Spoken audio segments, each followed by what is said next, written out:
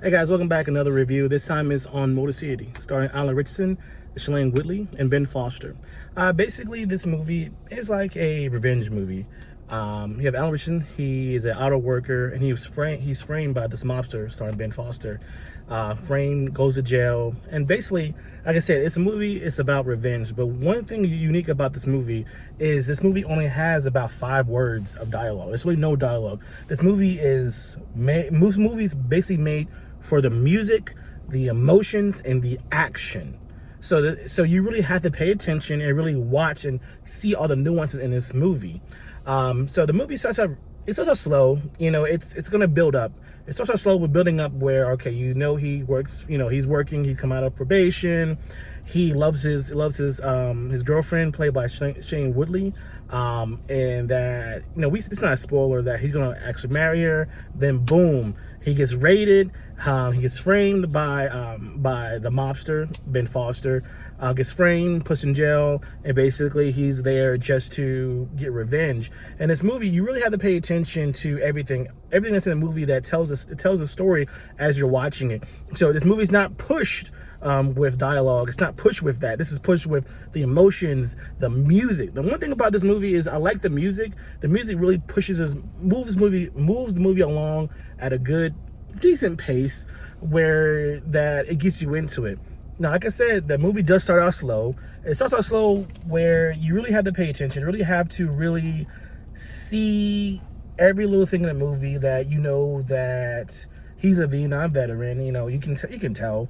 Alan Ritchson is known for his action movies. If you've seen, it's a show on Amazon Prime called Reacher.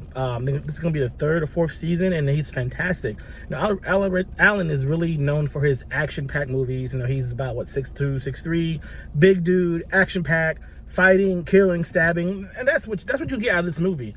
That's all. And then the first act is slow, it's a build-up, but when you get into the second and third act, nothing but action, killing, all that with no dialogue. It just straight action, and that's really got me into the movie. Now, with the no dialogue in this movie, I see what they're trying to do. It really wants you to immerse yourself into the movie, really pay attention, get into the movie, get into the characters as they're acting, because it's, like I said, there's no dialogue. It's really them and their emotions.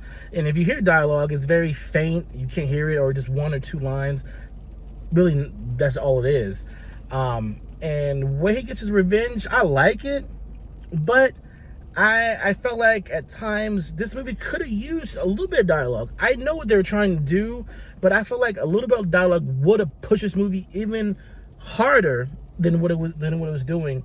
But I enjoyed the movie. This movie, I gave it a 3.5 out of 5.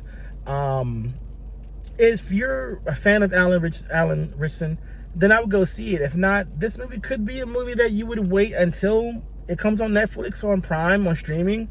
It's a movie that it's a niche. It's something that everybody would not get into. A lot of people like movies with some strong dialogue, especially with decent actors like Shailene Woodley. She's a good actress. She has no dialogue in this movie, and she doesn't. She just plays a love interest for the mobster in Alan's character. But that's all it is, really. I feel like she was kind of wasted. I wanted more out of her because of the emotion.